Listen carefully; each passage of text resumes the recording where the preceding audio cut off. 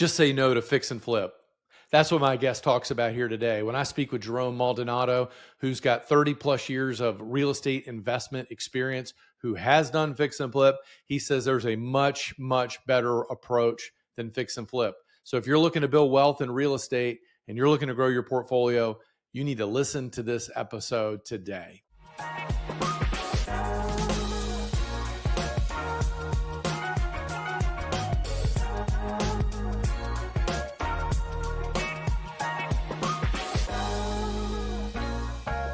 Hey, welcome listeners. Today I have the distinct honor and privilege of having Jerome Maldonado today on the show. And Jerome has got just a pretty interesting and amazing track record in real estate.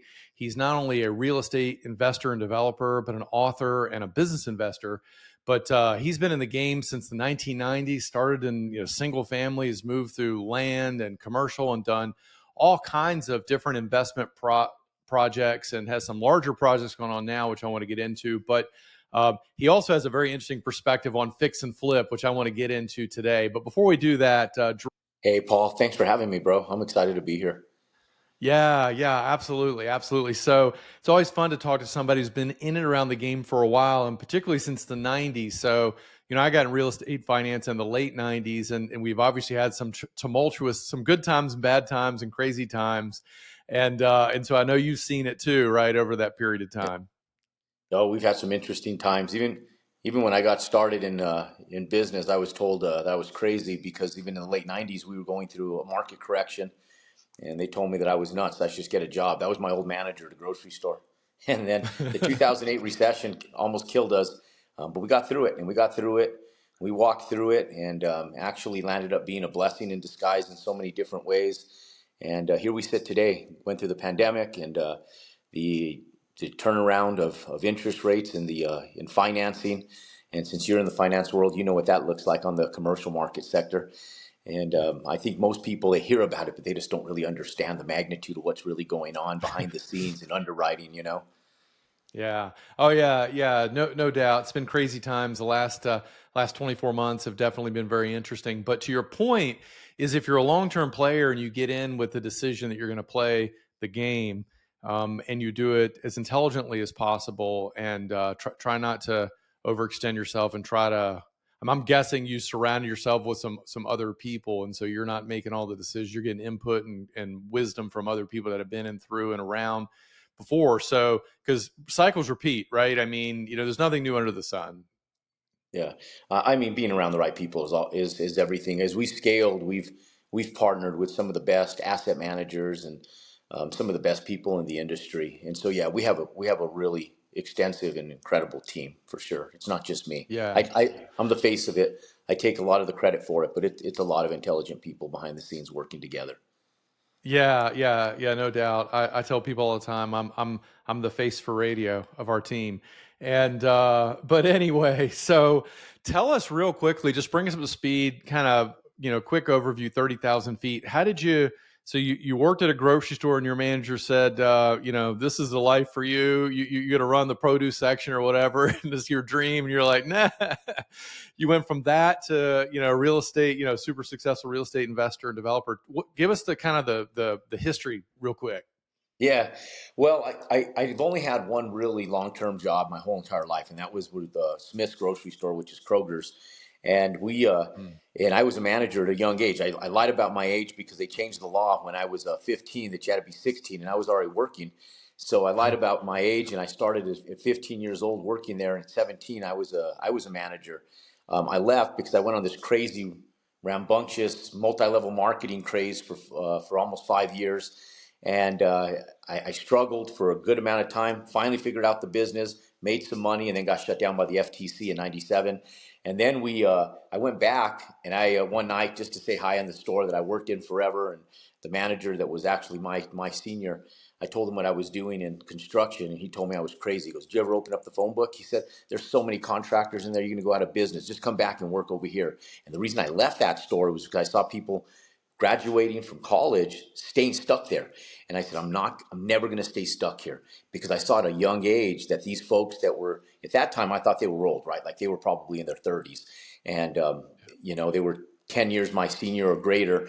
And I felt like this is not where I want to be. And I knew at that point in time, I never wanted to work for anybody.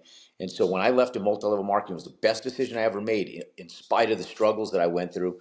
And so that day, after he told me that, I said, okay, this is no longer a place I come for to embrace relationships. Once there's negativity in it, I just X myself out of that environment forever. So that was the last day that I showed up to that grocery store to ever say hi to anybody, surround myself with anybody. And that just gave me fuel, because anytime somebody told me that, because of all of the different pushback that I got from loved ones, friends, colleagues, all these people, I just would just put up barriers and walls to never talk to them until I hit a level of success that it didn't matter anymore, right? Because this road that we've climbed has been an extensive one, and it continues, right? It doesn't just end. It's a continuous one. So that's kind of the nuts and bolts how I got started into the construction. But we really just started out one by one. I was bold. I was very ambitious, and I did take some risks in the early years that could have probably severed my financial career. We got really close several times, but in those times, we pushed through and persevered, mostly through persistence and continuous work of pushing through. I can see how some people going through what we had to go through at certain aspects in time could have just folded and said, we're out of here. Like this is just way too much for us. In fact, my dad asked me at one point in time, he said, don't you just want to get a job? And that was around the 2008 recession. I said, Dad, Yeah. I can't afford to get a job. I'll really go broke. And so you just keep pushing through, and little by little, piece by piece, you create wealth. And I think a lot of people look at it once you're there and they think it happened overnight. And man, there's a lengthy story that we can't cover. And Hmm. I still tell my wife stories after 20 some odd, 26 years of us being together. She goes, I've never heard that story before. So there's a lot of them.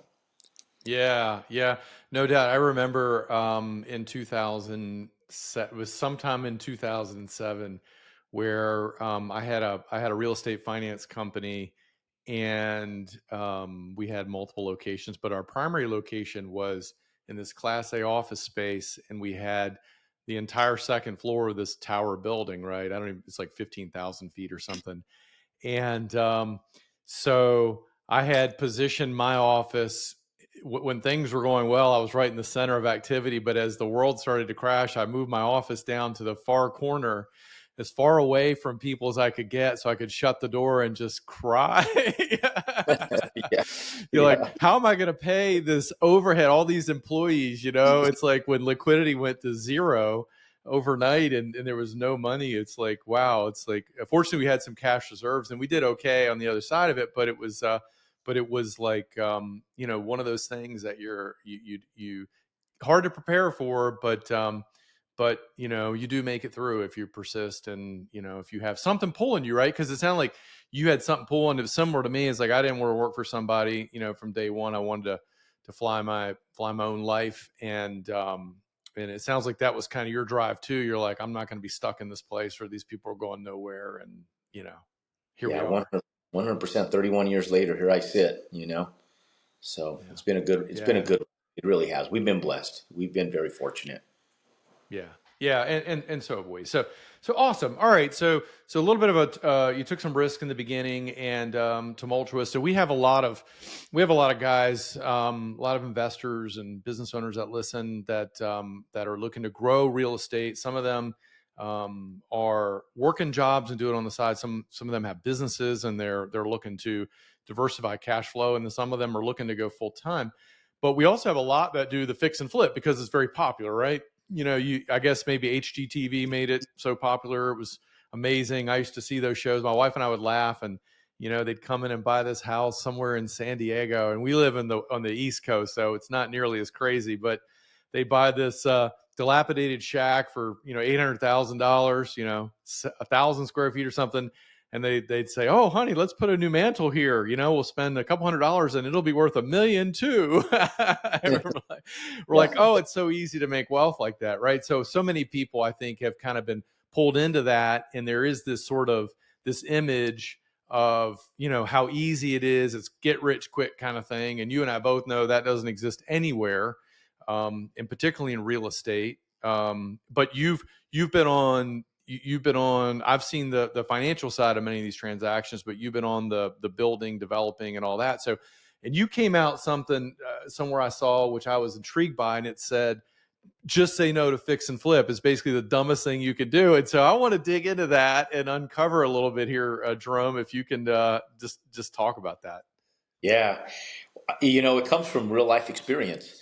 I built my first house as an investment property to make money, and as a business in 1999. And when I found out that there was so much profit behind them, I started building multiples of them and create a business model out of it in a very short period of time. As an entrepreneur, when you find something that has upside, that has great upside to it, you move on it. And so I started moving into single family homes. Well, I created a vehicle and a beast of employees when I did that. And so that's one thing that most business owners, they aspire to do. And now in hindsight, I sit back and I scratch my head sometimes and I go, I will never do that ever again, because you create this liability where we were having to pull a house out of the ground every single week, every single week, every single week. And it was stressful. There was a lot of stress because that was just to cover overhead. And we started building retail we started buying distressed retail in 2000. At the same time, we were doing residential, and then we did our first ground up build of 12,000 square feet. No, it was 8,000 square feet on my first build. My second one was 12,000 square feet, just small retail centers in 2002. And and then when we would be in the interim of having these projects going, because sometimes permitting and some of this stuff just wouldn't line up at the right time, we started buying little single family homes and we would flip them because they were just great tools to be able to just feed our guys into these and have work for them, and just make a little profit. And when I say a little profit, it was because with our single family homes that we were building ground up, we were making about $110,000 on average with every single family home that we would build. The fix and flips, we would average about $30,000 on every fix and flip that we would do, and we were doing like these little $135,000 houses, give or take. And we'd buy them for like 100 grand, 110,000, dump, 10, 20,000 into them, sell them for 50, 150, 160,000, make about 30,000. Well, they were a lot of work. And what I found over the course of time is they took just as much time to do those as it did for me to do a single family home. From the time that you purchased, you closed, you renovated, you listed and resold, it was almost the exact same amount of time for less than a third of the profit. Well, when the recession hit in 2008, we had these and we would just use them as tools. And so when the recession hit, we made no money on any of those. And every single one of those seemed to be a pain in the ass. Every time I'd show up to a fix and flip, there was always more problems where my other builds were just streamlined. Like the variables were the same. There was always circumstances, right? But the circumstances were few and far from. They were very manageable. But the fix and flips, it was always like just chaos. The heating and cooling system is completely shot. It's not going to work. Or we can't pull a bathtub out. We're going to have to cut the wall open from the outside, rip out an old bathtub from the 1950s. It was just all this different variables. The electrical's no good. The inspector's not going to pass it. We got to rewire the whole damn house, right?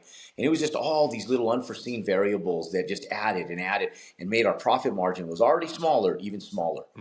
And so when we got to the 2008 recession, every single fix and flip house that we had, we made no money on it. And there was some that we actually took a little bit of a licking on just to get out from under them.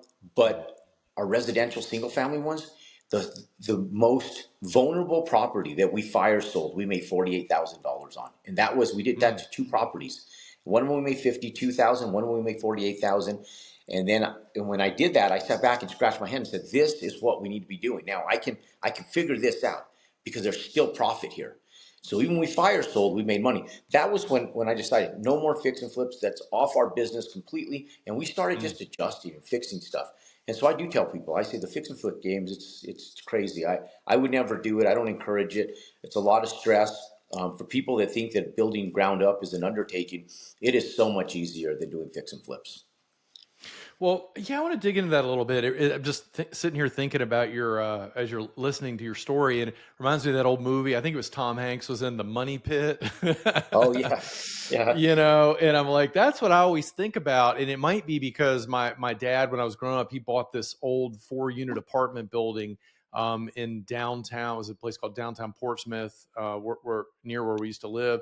And it was already in bad shape. And it's like, and it wasn't a fix and flip. He bought it for a long-term rental. And this was his first foray into real estate investing, right? And had no experience. And the experience he had was not good because of all the surprises and all of the, all of the, like you said, the issues hidden behind the walls or whatever. And I always laugh. My wife and I laugh because, when you see people, you talk to people and they want to buy an old home and they want to restore it. I'm like, man, okay, Yeah. we'll see how this goes for Fun. you, because it just does seem to me it's if you have a clean slate, a piece of dirt, or maybe you have to raise an old house, but a piece of dirt, and you've got plans, and I mean, everything is new, right, coming up, and so you've got some tolerance issues, maybe some subcontractor issues to deal with, but you're not finding surprises behind walls. I mean, everything is from a pricing standpoint. What it's going to cost. How long it's going to take to do. There's no like ghost around the corner, right? It seems to me. I mean, is that pretty much what you're saying? And so based on that, you can make more solid projections and it's more consistent. Yeah, because even you can even control cost better. With new construction, if you don't like the cost, because we'll have this issue happen regularly where we'll have the same contractors for years. Then all of a sudden, like our cabinets, for sake of example, we were paying like $16,000 for a full house. And then they went up to $19,000. And we were like, damn, that $4,000 jump is huge. But we bid into it because of the state of the market, right? And we've been using these Mm-hmm. guys forever. But then that same cabinet company went up to $26,000 on the same exact house. I'm like going, holy shit, like this is crazy, guys. That was just like Yeah. 6 months ago. There's no way costs have inflated that much. And so we're with a new house, it's easy. We just go in and we just start getting cabinet companies to come out, and we land up getting the cabinets for $17,000, and they're nicer than the ones we were using before. And we're doing pre-manufactured, so we can control costs. The problem with renovations is when you go in and you have like an electrical contractor or a plumbing contractor, if you don't like their prices, you can shop it really quick. And any contractor that services residential, they're going to want your project, right? Like they want that project. Fix and flips, you go in and it's so much stress that you almost have to nurse your contractors, because it's not just stressful for you, it's stressful for them. They don't know what they're bidding. A lot of times they even take a licking on some of Mm. those projects.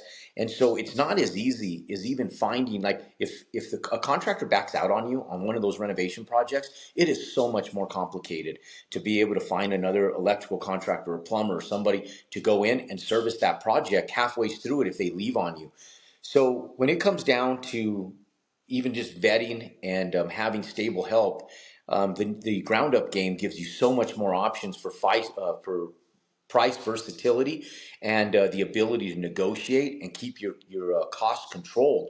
Where with fix and flips, you're almost like begging. You almost feel like you're begging Mm. sometimes to get these guys in there, and you're plea bargaining with them because you have to. Like it just has to get done, and you're almost vulnerable to the prices that they give you. There's just so many different reasons, and I hate being in that position. First and foremost, I hate being bent over a rail where I feel like I'm pressed to do something that I know better than, Yeah. and I hate putting people in that position as well. So nonetheless, those are just small examples of why the ground up game to me just makes way more sense than the fix and flip game. Yeah, I can see the tail wagging the dog there. In fact, that, again, a memory comes to mind. I had a client not long ago, it's about 6 months ago, that was similar deal. It was one of these old houses. They wanted to renovate it, flip it, and they were sort of new to the game, so they found a contractor. Well, after negotiating with a contractor, I don't know, a couple of weeks, the contractor just said, "Nah, I don't want to do it. It's too difficult." Anyway, went to two or three contractors. It was like 6 weeks before they finally found a contractor that could do it. And there's so many issues back and forth and expectations and conversations from one to the next to the other. It's like, okay.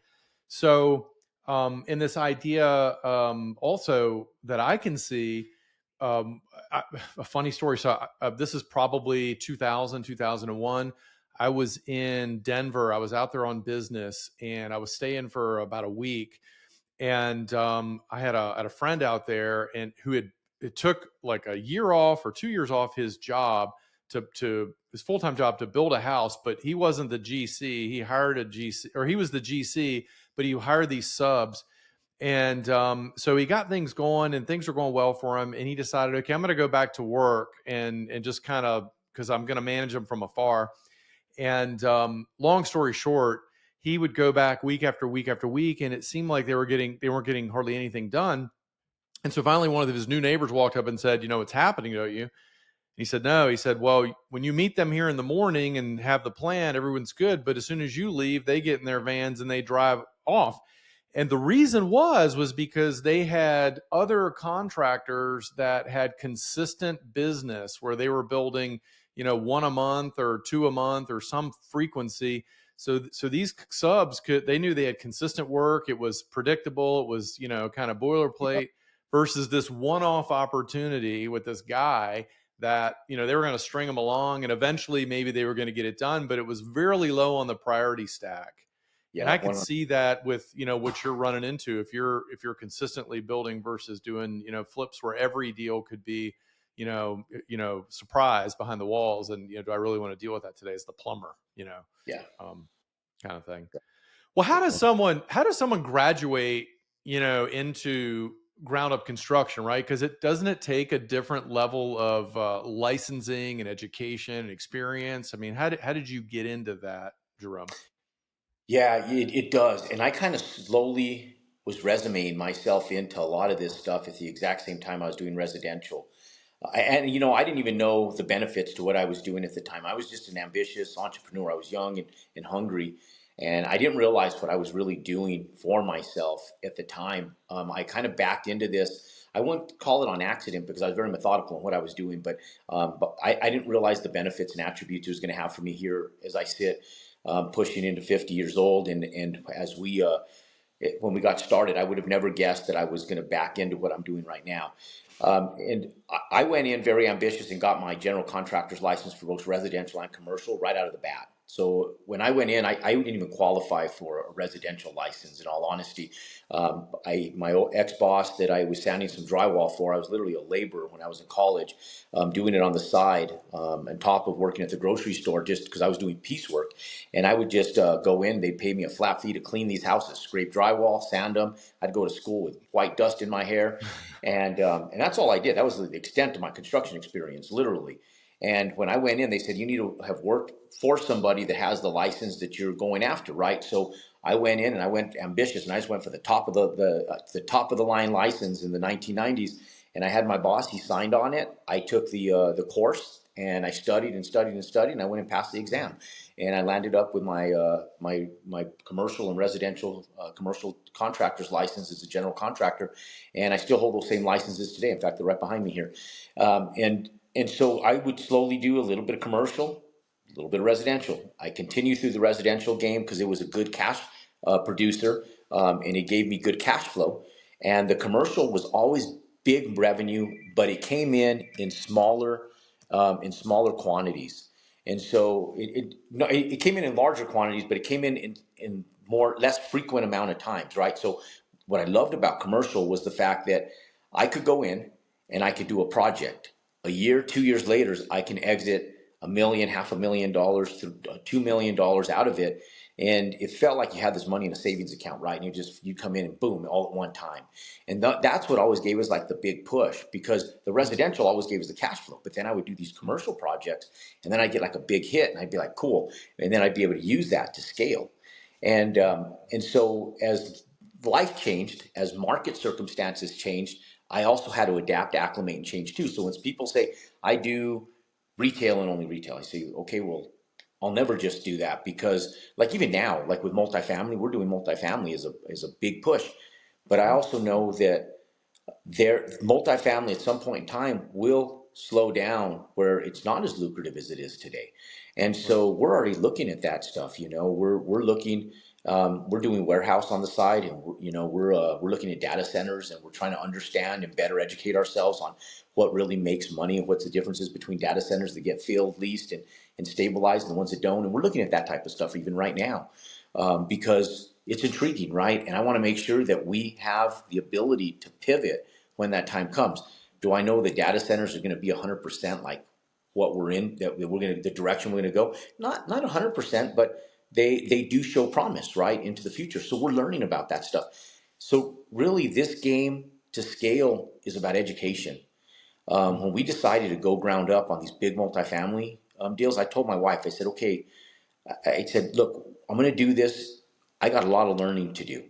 And you would think that because of all the experience, you'd have all the learning you needed. It's an entirely different game.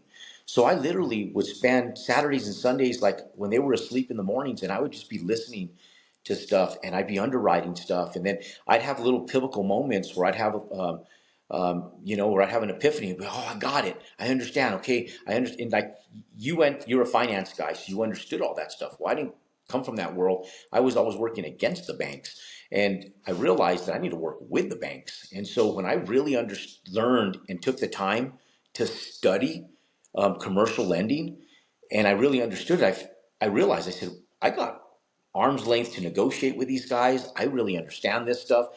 Now we work in a partnership with the lenders, not against each other, where I was always trying to hide stuff from them and manipulate things to get loans. And I think a lot of lenders do that. I mean, a lot of borrowers do that to lenders. Now we work in alignment with these guys because truly we're going in as partners on these deals. And so I'll tell you Paul, it's been a sequence of learning. And that's how we really scale from the small game. The people that just expect to be able to roll into it, it's not quite like that. Even like the data centers, like I mentioned, I don't know enough about them. You would think, well, it's easy, you just go build a data center. It's not like that. Like there's a business behind the business that you have to learn. You have to really understand it. And that's what really protects you, is when you really understand where the numbers come from and how to manipulate those numbers. It's like algebra, right? You can go forward and backwards and still come back to the same answer. And that's how you check your work. Underwriting is the exact same thing. You go forward into it, backwards into it. You check your underwriting, and when you do that, you know that you, or at least you're about 99% confident that when you roll into this deal, unless there's economic market circumstances that are outside of your control, you can control your variables. And that's how we've really scaled, is through education and constant learning.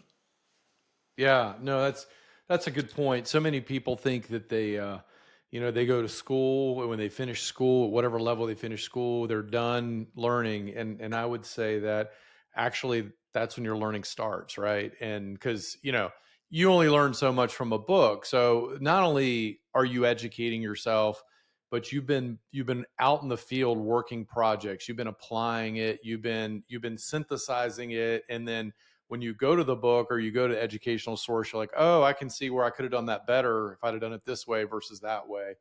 And you're right. It's working with lenders. First of all, today you can't hide anything. I mean, everything is so widely available on the internet, right? And there's in data sources.